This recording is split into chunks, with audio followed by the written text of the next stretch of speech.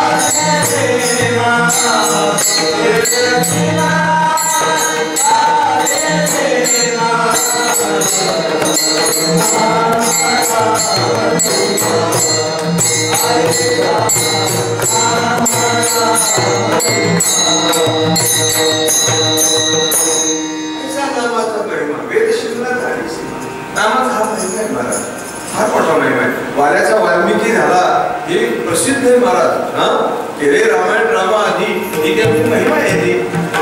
कारण का फक्त एक कळालं की माझं कोण नाही एवढंच कळावं लागतं. बाकी काय एवढंच कळावं लागतं. हे तमुकरी माणसाचं लक्ष आहे. तमुकरी माणूस पारमार्थ येऊ पुन्हा येऊ त्याचे निर्णय झटपट असतात. म्हणजे असे हे जे 3 गुण आहेत ते 3 गुण या प्रकृतीच्या अधीन असतात. प्रकृतीला जड ठरवले. प्रकृती चेतन नाहीये.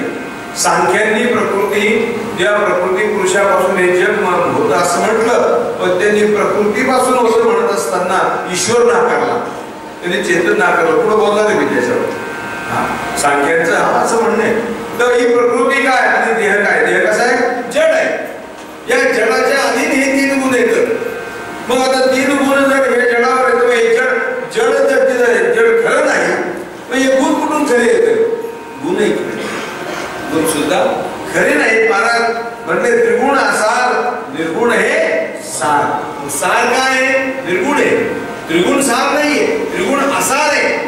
आणि निर्गुण काय आहे? सार. त्या निर्गुणाला जाणायचे आपल्याला. आपल्याला कुठपर्यंत जायचंय? निर्गुणापर्यंत जायचंय आपल्याला. मग ते निर्गुण परमात्मा जो आहे तो कसा आहे महाराज? तो साकार नाही, तो व्यक्त नाही, तो अव्यक्त आहे. तो अव्यक्त निराकार, तो अव्यक्त आहे. असा जो परमात्मा आहे त्याला जाणायचं आहे आपल्याला. महाराज त्याला जर जाणायचं असेल तर काय करावं लागेल? आपल्याला ती दृष्टी आहे. पहिले हे खोटं हे कळावं लागेल, हे मिथ्या हे कळावं लागेल. हे जर मिथ्या हे जर तुम्हाला कळलं नाही तर तुमची वृत्ती तिकडे जाणार. बाई दृष्टांत सांगायचे तो दृष्टांत तुम्हाला सांगतो. एक भिकारी आला दारामध्ये आणि बाहेर उभा राहून तो म्हणू लागला, आई मला भिक्षा वाढा. आणि एक लहान मूल खेळत होतं, त्या बाई समोर खेळत होतं. त्या मुलाच्या हातामध्ये 5 रुपयाचा ठोकळा होता. तो ठोकळा खाली पडला. भिकाऱ्याने बघितला तो ठोकळा. त्याने काय केलं? त्या ठोकळ्यावर पाय दिला किंवा ते पोरगा गेलं निघून, म्हणजे तो ठोकळा आपल्या खिशात घालावा. बाईने आतून बघितलं हे ते 5 रुपयावर पाय दिला म्हणून. बाई कुठे हुशार होती. कीर्तन प्रवचन ऐकलं ते भिकार दुसरी बाई भिकार काय पाय काढा म्हणजे 5 रुपये खिशात घालला. तो काय त्याची प्रश्न बाळू खोटे 5 रुपये काय केले रे असं म्हणलं रे पाय बाजूला काढा काहून त्याला कळालं की खोटे मिथ्याही कळालं ना जगत मिथ्या जर कळालं की मग त्याच्यातून प्रवृत्ती बाजूला जाईल आपल्याला जगत सत्य वाटतं त्याला कळालं की जगत मिथ्या आहे जगत कसं आहे म्हणणे हे अनिर्वचनीय आहे अघटित घटना पटीसी माया अनिर्वचनीय सदा असद विलक्षण अनिर्वचनीय त्याला सदैव म्हणता येत नाही आणि असदैव म्हणता येत नाही सदा सदा विलक्षण आहे आणि नुसतं विलक्षण नाही ते अनिर्वचनीय त्याचं निर्वचन करता येत नाही रज्जू सर्पाकार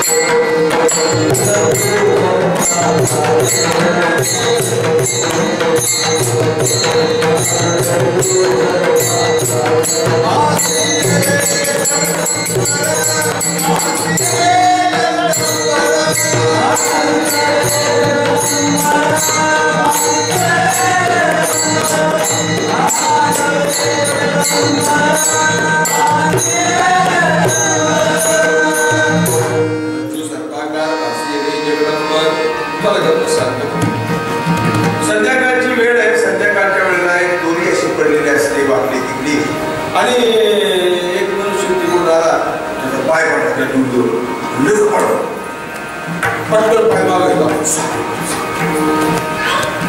जर पूर्ण प्रकाश असता तर तो साप नाही दोरी दिसली असते सर्व भ्रम झाला नसता मग त्याला यथार्थ दोरीचं ज्ञान झालं असतं अन्यथा ज्ञान झालं नसतं पण तो पूर्ण प्रकाश नव्हता पूर्ण अंधार जर असता तर दोरीच दिसली नसती सबब त्याला भ्रमच झाला नसता त्याला भ्रम झाला नसता आणि मग झालं काय असतं तर यथार्थ ज्ञान झालं असतं पण नेहमी अंधार ना उजेड का तर अंधार नाही आणि उजेडही नाही दोन असं मधली स्थिती आहे त्याला संध्याकाळ म्हणतात संध्याकाळ संधी काळ जो आहे त्या संधी काळामध्ये जड प्रकाश नाही आणि अंधार नाही अशा या मधल्या पिरियड मध्ये तो जड सर्पही दिसत म्हणजे दोरी दिसत नाही दोरीचं जे खरं स्वरूप आहे ते दिसत नाही आणि तो अन्यथा ज्ञान त्याच्याकडून काय अन्यथा ज्ञान होतं ते दोरी नसून सर्प आहे असं वाटतं का त्याला सर्प का वाटला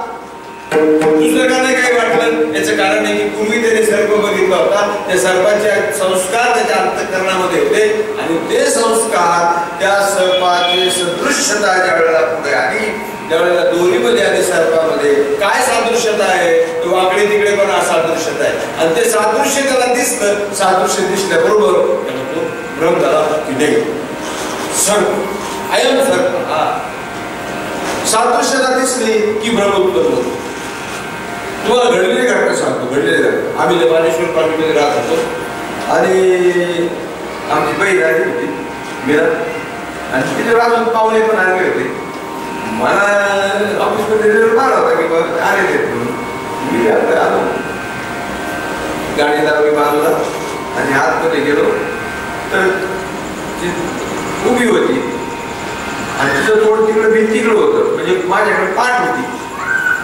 मी काय केलं ती चेष्टा करतो हळूहळू गेलो खंड मारला त्याच्या पाठीत कधी आले म्हणलं जड ठेवलं माग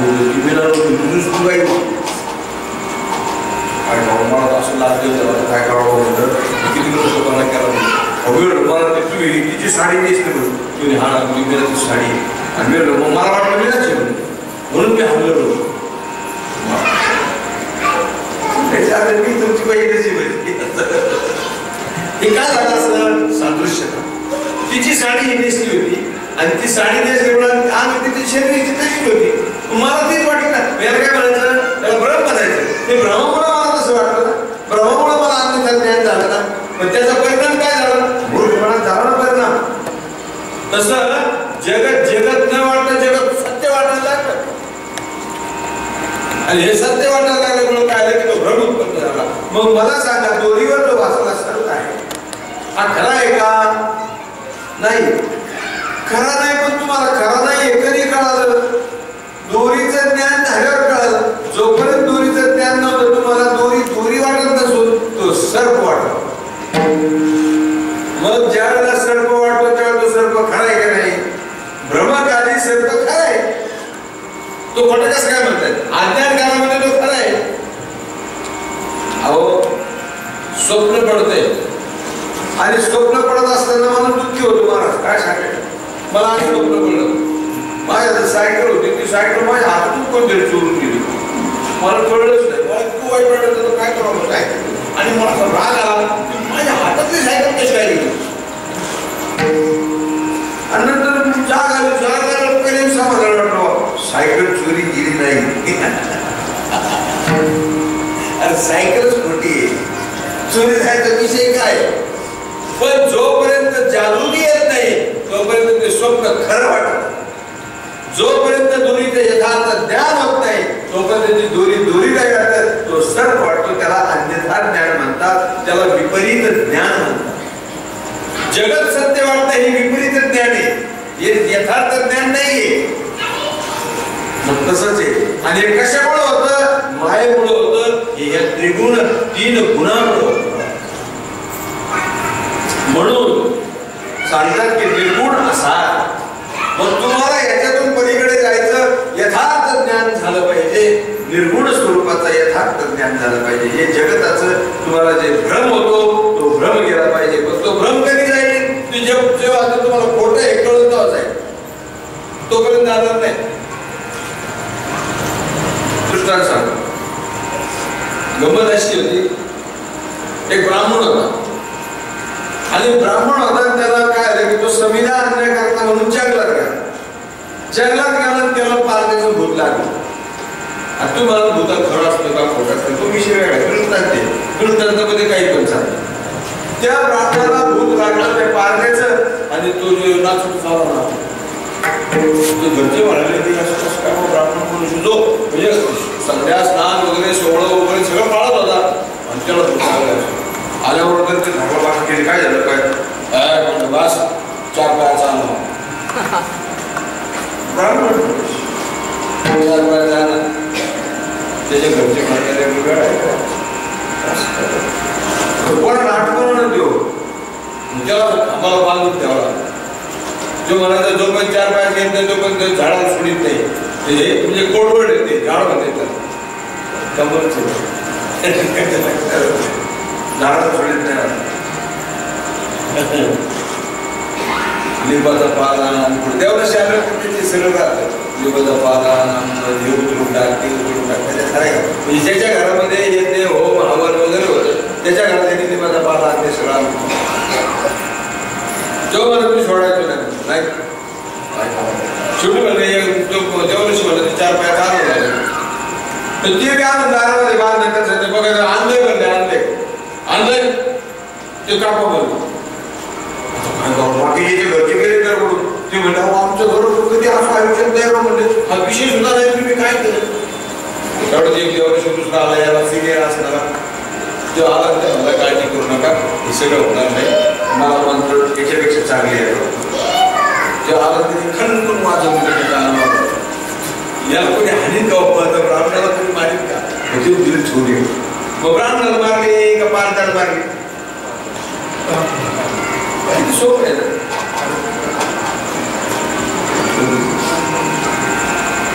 सोडतो सोड मला झाडाला सोडतो मला, नाही सोडलं का मला घालतो मला.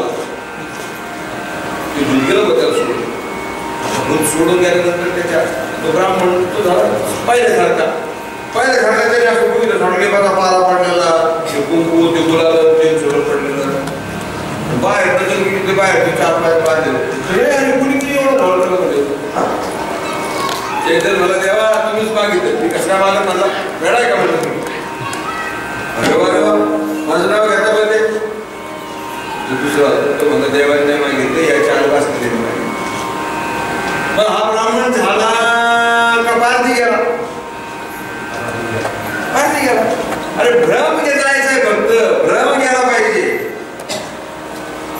तुम्हाला सांगतो बाबा, आपल्या इथं एक जणाला असं संध्याकाळी आला, इकडेच राहतो तुमच्या तिकडे, बायको नाव घ्यायचं गेलो मुसुरे देवाला आपण कसं बघ गेलो काय झालं ते म्हणलेले मोठे यायचे कसे होते शेवटी ते आपण 4-5 जण गेलो म्हणजे दवाखान्यात जाऊन म्हणतो दवाखान्यात गेलं त्याला तिथे वडणाला टाकल्या आणि दवाखान्यात हिरोगार पाणी गेलो आपू खाली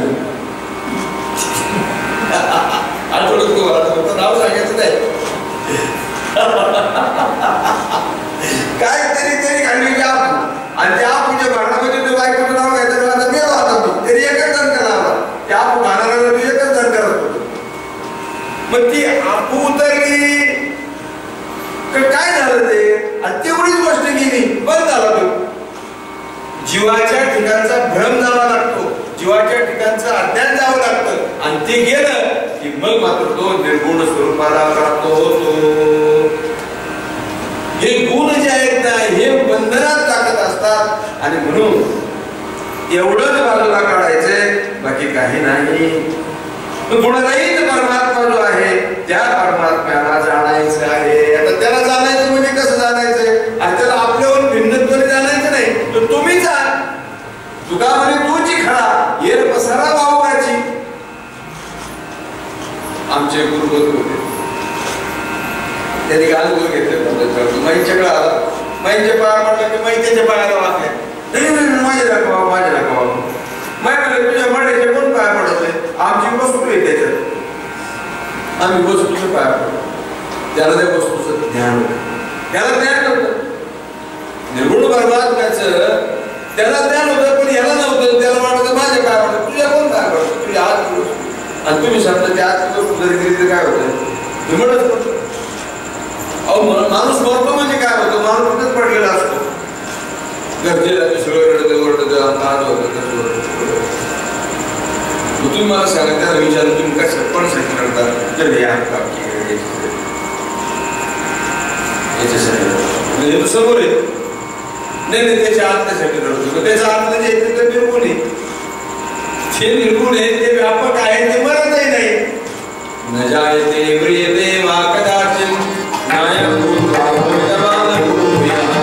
अजोनित्य शाश्वतोऽयं पुराणो न हन्यते हन्यमाने शरीर अरे ते निर्गुण आहे ते व्यापक आहे ते न मरणार आहे ते न जन्मणार आहे आणि जे कोणाचा आहे तो राहणार नाही आकाराला लागली वस्तू ती गेल्याशिवाय राहणार मग तो परमात्मा कसा आहे तर तो निर्गुण आहे आणि निर्गुण असताना परमात्मा तो कधी मरत नाही आणि जड कधी राहत नाही प्रकृती कधी राहत नाही देह कधी राहत नाही येथे नाही उरुवाले हरिहर अवतार येते पावन अरे अवताराला जर आला तर त्याला जावं लागते महाराज अवताराला आला की त्याला पण जावं लागतं तो पण राहत नाही मग तात्पर्य अर्थ असा आहे उपनिषदामध्ये पण सांगितलं की निर्गुणम निष्क्रियम शांतम उपनिषद सांगतं निर्गुण कसं आहे निष्क्रिय आहे त्याच्या ठिकाणी क्रिया नाही ते कर्म करीत नाही ते ब्रह्मकर्म करते का नाही करीत का नाही करीत ते निर्गुण आहे ते अव्यक्त आहे निराकार आहे कर्म आकारामध्ये कर्म जर करायचं असेल एखादी कृती करायची असेल तर त्याला सावयववान पदार्थ लागतो म्हणजे अवयव म्हणजे साकार लागतो साकारामध्ये हे होतं आणि निराकारात हे होत नाही गंमत सांगतो कबीर महाराज आणि दादू पिंजारी होते एक संत होते ते पण ते होते सगुणाचे प्रेमी आणि कबीर होते निर्गुणाचे प्रेमी जसं नामदेव महाराज सगुण प्रेमी होते आणि विश्वभा केंद्र निर्गुण प्रेमी होते असे दोन विरुद्ध टोकाचे मग इतकं सगळं होतं की मग नामदेवरायांच्या हाताने म्हणजे भगवंत दूध पित होते दूध पियो रे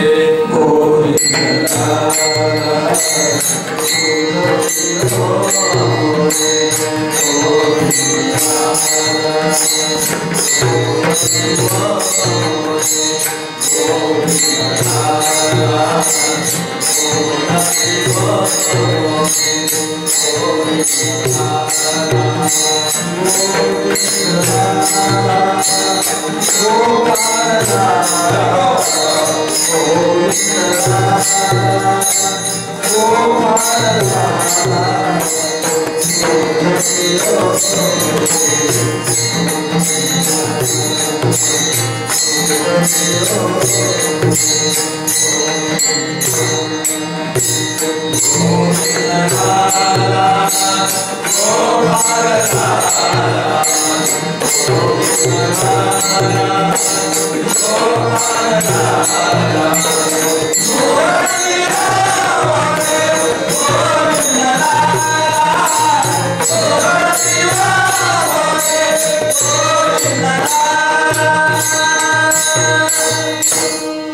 विचार करा, दूध पियो मोरे गोविंदला.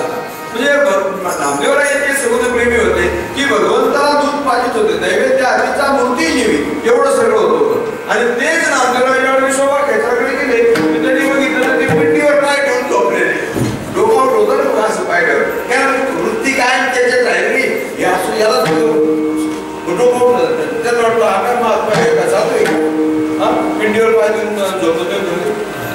पण त्याला त्याच्यातून हे सांगायचं होते की बाबा हे मी पिंडीवर पाय नाही दिला, हा परमात्मा सगळीकडे कुठं ठेवशील तू, सगळीकडे परमात्मा सुखम नाल ते सुखम असती, तो व्यापक आहे तो परमात्मा.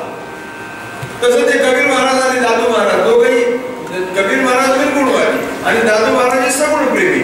तर एक दिवस दादू महाराजांच्या त्या घरावरून कबीर महाराज चाललेला सुखम म्हणून त्यांनी आपलं मित्र होते तो क्या देखत कबीर, क्या देखत कबीर, दादू चुरावे पाव. हे काय बघतो कबीरामध्ये, दादू भगवंताचे पाय दाबतो बोलले. भगवंताचे प्रेम बी तेवढं होतं की भगवंत साकार होऊन बसायचे त्यांच्या आणि भगवंताची सेवा करायची दादू महाराज. क्या देखत आहे कबीर, दादू चुरावे पाव, मी त्याचे पाय दाबतो बोलले. कबीर महाराज कुठे गेले माग आले, दादू बड़वा क्या चुरावे उसको नहीं हाथ ना पाओ. हरे रंग नहीं रूप नहीं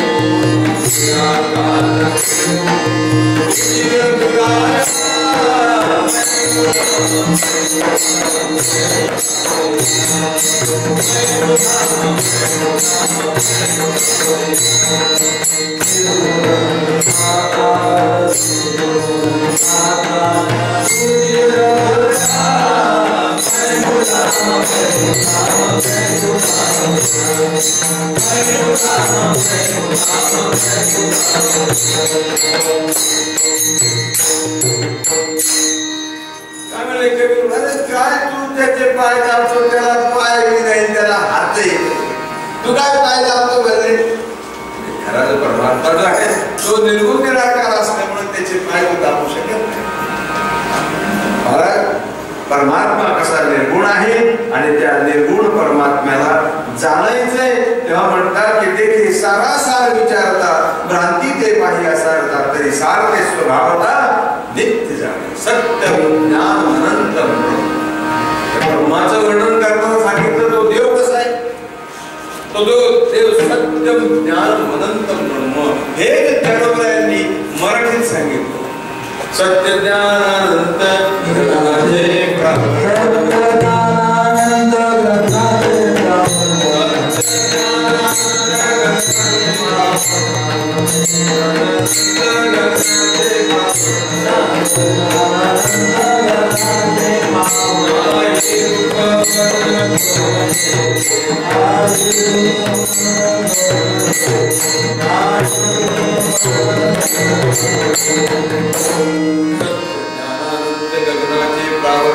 नाही रूपवर्ण गुणलेले तो हारे श्री हरी पाहिला डोळे भरून पाहते पाणे दुरी सारोने. मी बघितलं म्हणजे कसं बघितलं, पाहतं पाणे दुरी सारोने म्हणजे त्रिपुटी रहित असताना परमात्मा सत्य. परमात्मा कसा आहे, सत्य आहे. सत्य हाच देव. भारताचं ब्रीदवाक्य काय, सत्यमेव जयते. त्या सत्याचा विजय आहे. कोणतं सत्य, लोक म्हणतात आपल्याला सत्य लागत हो, काय सत्य कळालं, सत्य परमात्मा आहे. तू व्यवहारातलं सत्य बोलतो, मुळात व्यवहारच खोट आहे. मुळात जग मिथ्या आहे, ते जगातलं सत्य कुठं बी सत्य नाही. सत्य तू विठ्ठला कागा हा लागला जगदाकार. परमात्म्याला सत्य म्हणलंय संतांनी. जगताला सत्य नाही म्हणत. ते म्हणतात सत्य कोण आहे? परमात्मा आहे, विठ्ठल सत्य आहे. मौली म्हणतात सत्य ज्ञान आनंद गगनाचे प्रावरण. हे गगनाचे प्रावरण म्हणजे गगनासारखा व्यापक असणारा परमात्मा जो आहे तो परमात्मा निर्गुण निराकार आहे आणि त्याचा विचार मांडलेला आहे त्यांनी. त्यामुळे परमात्मा नित्य आहे, शाश्वत आहे, सत्य आहे आणि अक्षर आहे. म्हणजे तो क्षर नाही, तो नष्ट होत नाही, तो नित्य आहे. म्हणजे तो कालपरिच्छेद नाही, देश परिच्छेद नाही आणि वस्तू परिच्छेद नाही.